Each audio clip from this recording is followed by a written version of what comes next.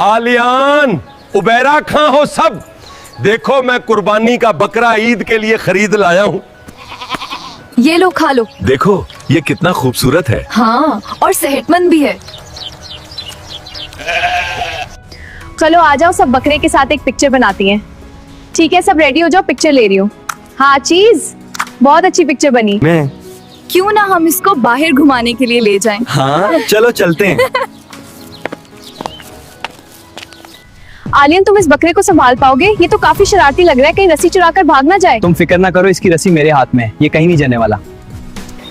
तुम लोग ये बकरे पे नजर रखना, मैं जरा घास काट लाऊं।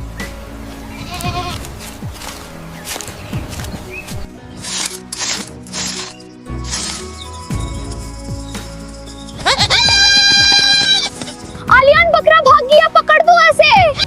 तीनों बकरा पीछे भाग रहे हैं। हाँ देखो कितनी तेजी से भाग रहा है। बकरा आगे आगे हमें पकड़ना जल्दी करो नहीं तो भाग जाएगा।